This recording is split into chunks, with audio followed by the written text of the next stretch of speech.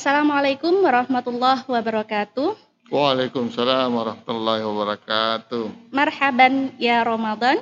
Salam jumpa pemirsa podcast Tren dimanapun Anda berada. Senang sekali saya Ifadatun Nikmah dapat menjumpai Anda dalam podcast Tren edisi khusus kesehatan dengan mengusung topik nutrisi ibu hamil yang berpuasa. Pesantren An-Nur berkomitmen untuk terus berkontribusi dalam pembangunan bangsa di semua aspek bidang, tidak terkecuali di bidang kesehatan. Eksistensi pesantren dalam bidang kesehatan salah satunya terlihat dengan pesantren yang mulai menyiapkan SDM kesehatan yang berkarakter santri, yang nantinya bisa memberikan pelayanan kesehatan di masyarakat, serta pesantren yang turut aktif dalam mengkampanyekan program-program kesehatan. Alhamdulillah saat ini sudah hadir bersama saya Dr. Haji Aminuddin SPOG, Direktur RSIA Amanah Kota Probolinggo. Assalamualaikum dokter. Waalaikumsalam warahmatullahi wabarakatuh. Alhamdulillah. Apa Mbak kabar Iva dokter? dan pemirsa sekalian ya. Okay. Ya, alhamdulillah baik. Ini di puasa hari ketiga, alhamdulillah tambah seger kayaknya. Alhamdulillah.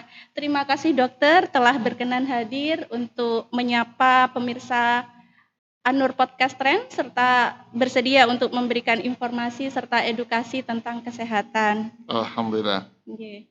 Sesuai dengan topik kita pada saat ini yaitu nutrisi ibu hamil yang berpuasa. Ibadah puasa ini merupakan kewajiban bagi seluruh umat Islam, dokter. Tidak terkecuali ibu hamil. Betul. Yang menjadi pertanyaan dokter, boleh tidak ibu hamil itu berpuasa? Nah, oke. Saya lepas dulu ininya ya, biar kelihatan mukanya yang ganteng ya. Okay.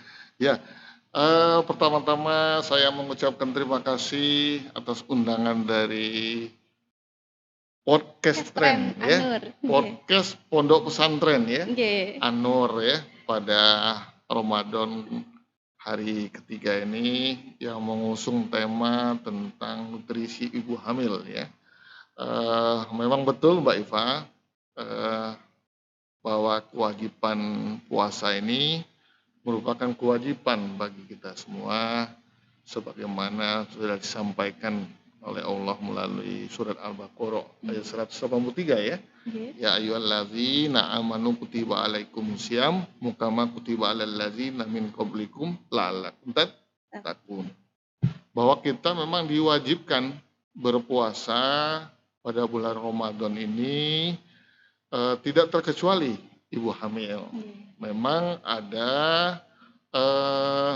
lanjutannya, jadi dari segi hukum bahwa memang bagi mereka yang mungkin mampu. Ya, ini kata dasarnya bagi mereka yang mampu ya. Di mana dengan berpuasa ini sebagaimana pengaruh kesehatan akibat puasa ini pun berdampak kepada ibu hamil dan juga anaknya ya. Artinya kita tahu bahwa dengan berpuasa ini merangsang sel-sel imunitas dari seseorang, baik itu orang biasa maupun orang ibu hamil, untuk bisa nanti menjadi lebih sehat ke depan, khususnya dalam menghadapi tantangan kesehatan yang nanti dihadapinya 1 tahun ke depan. Ya, jadi tidak masalah untuk ibu hamil itu berpuasa. Nah, gitu. Ya. Baik, berarti bisa dikatakan untuk ibu hamil boleh menjalankan ibadah puasa dengan catatan sehat ya dokter? Iya, begitu ya.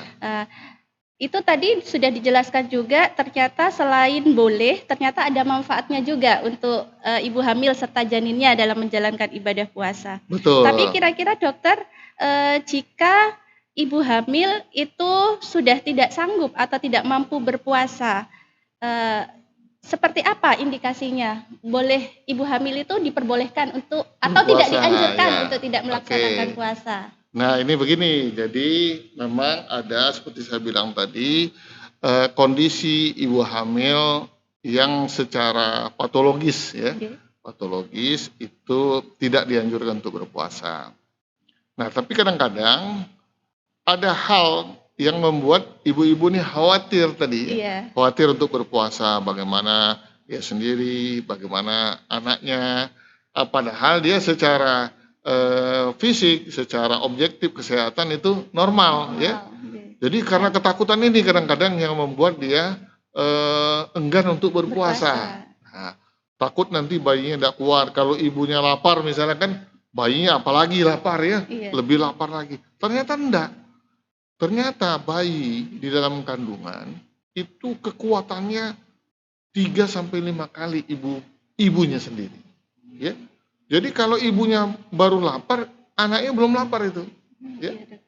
Bahkan yang ekstrim beberapa kasus kita temui, ibunya sudah meninggal dunia, itu bayinya masih belum. Masih sehat. Masih tahan, ya, sampai kira-kira bisa 6 jam, 12 jam, atau bahkan ada yang 24 jam. Jadi kekuatan bayi di dalam kandungan itu pada prinsipnya lebih kuat dari ibunya sendiri. Jadi ibu-ibu yang kebetulan mungkin melihat podcast ini, jangan khawatir untuk melakukan puasa selama memang kondisi kesehatan ibu itu tidak ada masalah. Nah, tentu ada beberapa tadi sesuai pertanyaan Iva, beberapa hal yang memang tidak dianjurkan untuk berpuasa. Misalnya ibu-ibu dengan komplikasi kehamilan, misalnya darah tinggi, ya, kemudian muntah-muntah yang berlebihan. Tentu kalau muntah kan batal langsungnya. Yang namanya hiperemesis, gravidarum, atau memang yang ibu-ibu dengan gizi buruk. Artinya ini kalau kita lihat atau pengukuran, ada istilahnya kalau bidan, ini Mbak Iva ini bidan ya. Ya, kalau bidan kan tahu itu ngukur lila misalnya ya. Lilanya kurang dari 2,3,5. Nah, ini ibu-ibu gizi buruk. Nah, ini memang tidak dianjurkan berpuasa. Atau memang pertumbuhan janinnya yang kurang sempurna dengan berbagai sebab itu nih. Nah, memang untuk menentukan ini sebaiknya ibu-ibu yang ingin berpuasa melakukan konsultasi ke tenaga kesehatan, baik itu dokter maupun bidan, yang memang kita sudah berikan biasanya materi-materi ilmu kesehatan terhadap ibu hamil dan berpuasa ini kepada tenaga-tenaga kesehatan, dokter pun bisa, atau konsultasi ke puskesmas lah paling tidak, begitu. Jadi pemirsa, sudah dijelaskan oleh dokter bahwa tidak perlu khawatir ibu hamil untuk menjalankan ibadah puasa, karena sejatinya ibu hamil mempunyai kekuatan 3 kali lebih besar. Ya, anaknya. Okay. Ya, anak bayi itu punya kekuatan. Iya, dokter, apa perlu tambahan suplemen untuk ibu hamil untuk menguatkan kandungan ketika berpuasa? Nah, ini pertanyaan bagus sekali ya. Jadi memang tetap ibu hamil harus menjaga nutrisinya selama bulan puasa. Nutrisinya ya seperti yang biasa dilakukan atau dikonsumsi saja sehari-hari ya. Jadi cukup dengan misalnya 4 sehat, 5 sempurna. Cuma perlu ditambah lagi asupan cairan. Nah, asupan cairan ini jangan kurang dari 2,5 liter. Nah, asupan atau kebutuhan ibu hamil selama 1 hari nanti berpuasa cukup untuk memenuhi kebutuhan bayinya juga. Tidak terjadi dehidrasi ya dokter? Ya, kalau mau ditambah vitamin lebih bagus. Itu bisa ditanya ke ibu bidan atau ke dokternya yang merawat. Ini perlu asupan apa saja gitu. Ya. Baik dokter, berarti untuk nutrisi atau suplemen selama kehamilan harus tetap terpenuhi ya dokter, hanya di pengaturan waktu jadwal makannya saja yang dirubah. Biasanya kan siang kita kalau tidak puasa kan makan, tetapi pengaturan makannya di waktu berbuka sampai sahur. Sampai sahur. Kadang-kadang pada awal kehamilan kita tahu seorang ibu hamil kan sulit makannya ya. Iya, dokter. Maksudnya makannya kurang, masih ada rasa mual.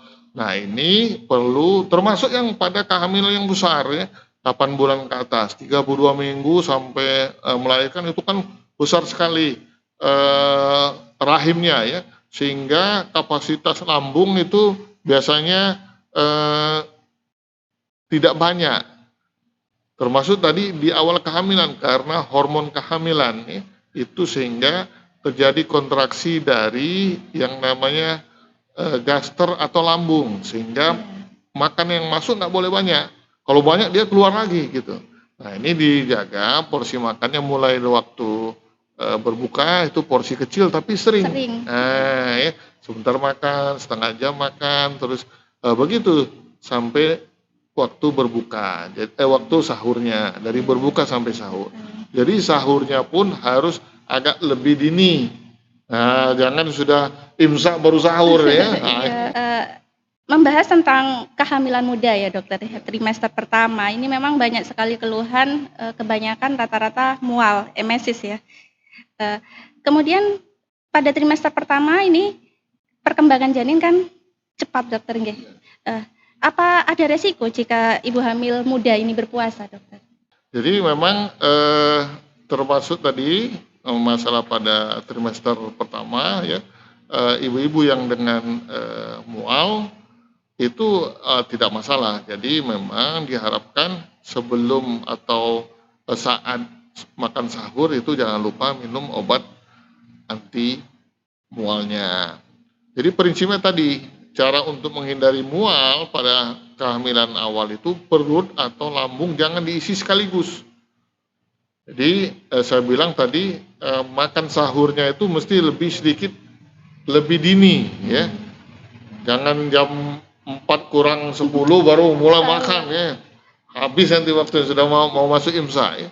Jadi jam 3 mungkin sudah bangun dan mulai makan dengan porsi kecil sampai terasa penuh, kemudian ditahan dulu mungkin diselang 10 atau 15 menit terus diisi lagi terus sampai dengan waktu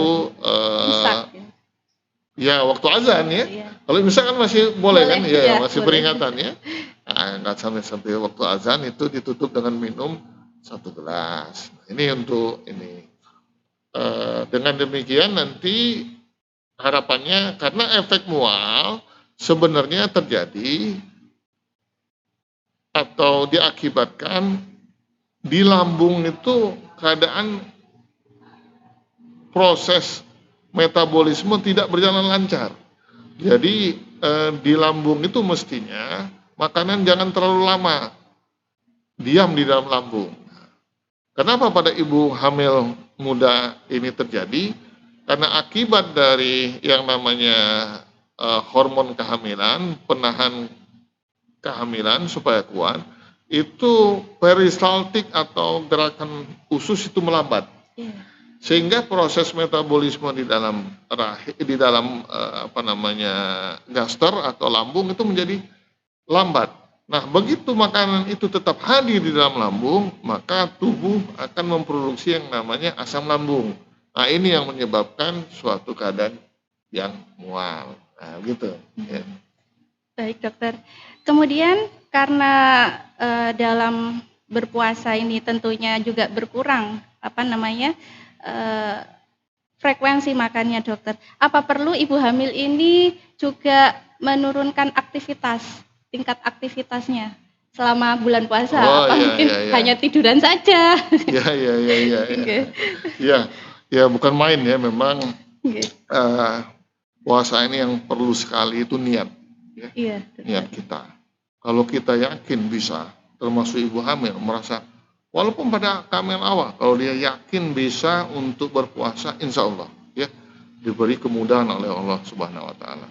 Karena memang bukan main pahala yang bisa didapat seorang yang berpuasa ini, di mana amal-amal yang sunnah akan mendapat pahala wajib, yang wajib dilipat gandakan oleh Allah ya. Nah, sehingga memang tidak hanya ibunya, ini menjadi catatan atau bagian juga yang secara tidak langsung didapat oleh anak ya. Secara psikologis, ibu-ibu atau anak-anak yang waktu di dalam kandungan ibunya berpuasa, ini secara tidak langsung sudah berpuasa juga. Nah, jadi saya ingat pengalaman pribadi ini ya. Saya ingat dulu waktu mulai kelas 2 SD saya sudah berpuasa penuh. Iya. Sampai maghrib. Iya, penuh itu maksudnya 30 hari. Ya, 30 hari. Kenapa? Karena ibu saya waktu saya di dalam kandungan kebetulan waktu puasa, dia berpuasa. Ya. Nah, jadi bayi yang di dalam kandungan kan ikut berpuasa juga, ya. Nah, bukan main pengalaman berpuasa ini yang didapat sejak dari dalam kandungan, ya. Nah, demikian juga, apalagi ditambah misalnya ibunya sewaktu selama Ramadan ini menghatamkan Al-Quran, ya, atau melakukan ibadah-ibadah yang demikian pahalanya tidak hanya mendengar, ya, tidak hanya membaca, mendengar pun dapat pahala. Dan itu dihitung per huruf. Nah, bukan main, ya, pahala yang didapat. Nah, ininya. Jadi perlu sekali memanfaatkan situasi ini untuk ibu hamil yang nanti insya Allah kekuatan spiritual ini akan mengalir juga ke anaknya. Nah, begitu. Iya. Baik, dokter. Pertanyaan selanjutnya, dokter. Apakah dengan berpuasa ada pengaruh terhadap psikologi ibu hamil? Ya. Nah, dengan berpuasa ini bahkan kadang-kadang ibu-ibu yang pengalaman, ya, Iya, pengalaman Mbak Iva, ya. Ibu-ibu yang tadinya mual-mual terus diniatkan puasa. Subhanallah, malah hilang mualnya, ya. Jadi ini pengalaman yang memang tidak bisa ditelaah secara ilmiah, ya, tapi memang ini perlu tadi spirit atau semangat untuk berpuasa ini. Niatannya itu yang paling penting untuk membuat ibu itu bertahan untuk berpuasa, ya. Nah, ini pengalaman spiritual ini tentu akan menjadi catatan bagi ibu, dan nanti kita ini kan dalam melakukan kegiatan keseharian kita, ini ada memori namanya, memori di dalam otak kita ini. Apapun yang sudah kita hadapi itu menjadi catatan atau memori di dalam rekam genetik kita di dalam otak, ya, dan itu akan terus nanti menjadi modal. Tidak hanya kita sendiri, nanti termasuk anak kita, keturunan kita, ya. Niat-niat baik yang kita telah laksanakan atau ibadah-ibadah ini akan memori yang nanti akan kita turunkan. Nah, ini yang paling penting nanti ke depan, tentu dengan waktu ibunya berpuasa, bayi-bayi nanti ini akan dilahirkan mentalnya insya Allah jadi mental yang kuat, ya. Nah, ini, ya. Baik, dokter, berarti pembentukan karakter itu sudah bisa dimulai sejak di usia kandungan. Betul, ya, pembentukan karakter itu sudah mulai. Bahkan secara organik atau pembentukan organ memang mulai dari 12 minggu sampai 16 minggu itu, ya. Itu sudah terbentuk semua. Jadi bayi di dalam kandungan itu umur 4 bulan sudah bisa mendengar itu. Ya, sudah bisa mendengar dia. Makanya kata orang kan mesti didengarin musik klasik apa? Bukan hanya mendengar, karena mendengar itu sangat berhubungan dengan daya ingat. Ya. Artinya begitu dia mendengar, dia daya ingatnya pun mulai bereaksi. Nah, ini akan merangsang sel-sel otak atau neuron di dalam otak bayi itu untuk terus berkembang. Sudah mulai merangsang dia. Ini tentu salah satu faktor kalau untuk perkembangan otak itu yang mencegah namanya, termasuk nanti stunting, bayi bodoh, bayi kecil. Karena otak itulah yang menjadi semua sumber kehidupan nanti dia ke depan. Nah, ini secara ini. Dan itu tadi daya ingat, ya. Kita lihat mungkin kita, ya, merasa, ya, kita belajar ngaji itu tidak sulit, ya. Iya. Ya. Mau ngatamkan Quran itu tidak sulit. Kenapa? Karena ibu kita waktu hamil kita itu sudah biasa menghatamkan, ya. Nah, ini yang perlu dicatat, ibu-ibu, mumpung ibu hamil khususnya, mumpung ini bulan Ramadan, kalau bisa paling enggak 1 kali hatam Quran, ya, apalagi yang sedang hamil. Karena itu juga membantu nanti anaknya atau terekam dalam memori anak yang di dalam kandungan itu, khususnya pada mereka yang hamil sudah lebih dari 16 minggu atau 4 bulan. Ya, itu jangan nggak hatam gitu. Nah, gitu Mbak Iva, ya. Ya. Jadi baik untuk kebiasaan baik yang dilakukan oleh ibu hamil juga akan berdampak terhadap anak yang dikandungnya. Betul, ya, langsung itu, ya, langsung. Ya. Langsung apa yang perkembangan anak mulai tahun pertama sampai dengan 2 tahun, artinya 3 tahun itu. 3 tahun. Ya. Hamil 1 tahun. Iya. Kemudian tahun kedua, tahun ketiga. Jadi maksudnya sampai dia umur 2 tahun. Itu hanya tergantung oleh ibunya. Ya, pengalaman spiritualnya, pengalaman mulai nanti dia berbicara, itu mencontoh ibunya semua. Ya. Selama 3 tahun awal mulai pembentukannya di dalam rahim sampai dengan usia 2 tahun. Atau istilah sekarang 1000 hari pertama. Ya. Jadi inilah barangkali yang membuat pernah Rasulullah itu ditanya, ya Rasulullah, kalau aku dipanggil berbarengan, ya, antara ibuku dan ayahku, siapa yang dulu saya ikutin, jawab, atau saya turutin, ya? Ibumu, kata Rasulullah. Kalau dipanggil lagi, ibumu. Dipanggil lagi, ibumu. Baru setelah 4 kali dipanggil ayahmu. Ya. Ini menggambarkan 3 tahun pertama mulai dari kehidupan seseorang itu memang peran ibu itulah yang paling dominan. Itu secara psikologi dan spiritual anak. Ya. Nah, ini perlu ibu-ibu, ya, ibu-ibu menjaga sikap selama hamil, khususnya yang tadinya mungkin banyak ngomongin yang macam-macam, ya, ya, jangan, ya. Kemudian apalagi marah-marah misalnya. Nah, ini akan nanti terekam jejak di dalam memori seorang anak yang dikandungnya. Gitu, ya.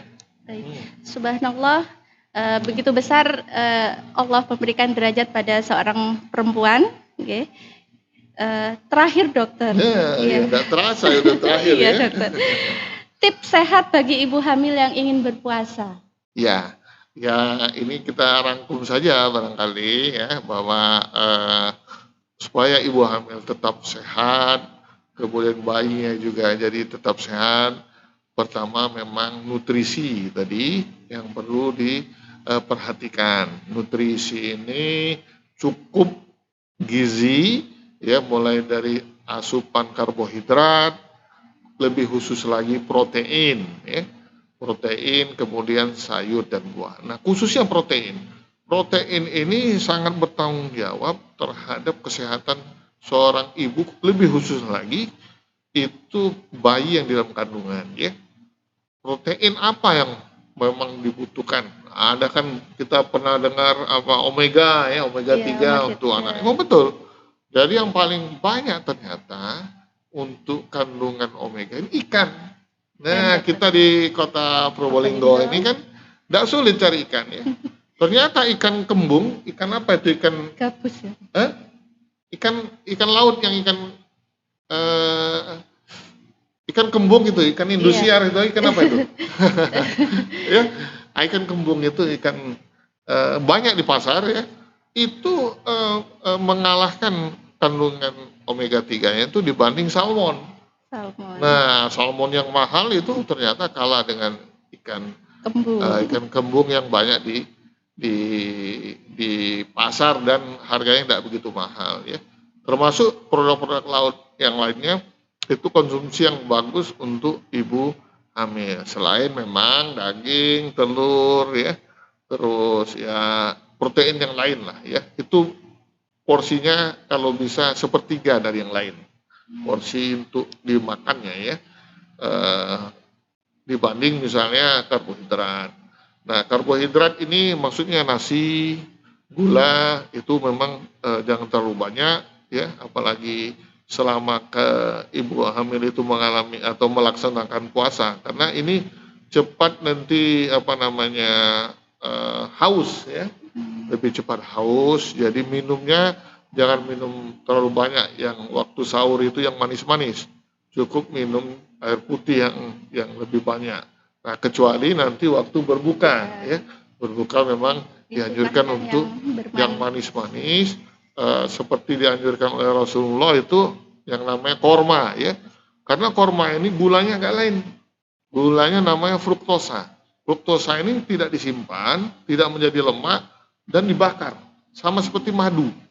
Nah, madu itu fruktosa. Kalau gula yang dari tebu itu disakarida namanya, ya. Nah, ini kalau berlebihan disimpan di dalam ini. Nah, kalau berlebihan karbohidrat nanti bisa menyebabkan overweight. Overweight itu berat badannya yang terlalu berlebihan. Dimana kita tahu bahwa selama ibu hamil itu selama 9 bulan diharapkan cuma kenaikannya itu 12 kilo saja, ya, jangan berlebihan. Kalau berlebihan nanti timbul komplikasi kehamilan seperti darah tinggi atau preeklamsia, ya, atau bahkan bisa kejang. Nah, ini ya kiat-kiatnya, jadi utamakan protein ditambah dengan asupan vitamin, ya. Vitamin untuk ibu hamil ini udah jamak di ibu hamil biasa minum vitamin, ya. Ya. Baik, terima kasih banyak dokter atas ilmunya. Mudah-mudahan bisa memberikan manfaat bagi pemirsa Anur Podcast Trend. Itu tadi penjelasan mengenai nutrisi ibu hamil yang melakukan ibadah puasa. Kemudian jika ingin pemirsa semua berkonsultasi langsung dengan Dr. Haji Aminuddin bisa mengunjungi Rumah Sakit Amanah Kota Probolinggo. Terima kasih dokter. Wassalamualaikum warahmatullahi wabarakatuh. Terima kasih sekali lagi Mbak Iva dan Podcast Trend, ya, Anur. Semoga nanti terus kita lakukan komunikasi, bisa berlanjut dengan podcast dengan tema yang lain, ya. Dan saya juga mengucapkan terima kasih. Mudah-mudahan apa yang kita lakukan pada pagi hari ini dapat bernilai ibadah bagi kita semua. Amin ya robbal amin. Assalamualaikum warahmatullahi wabarakatuh.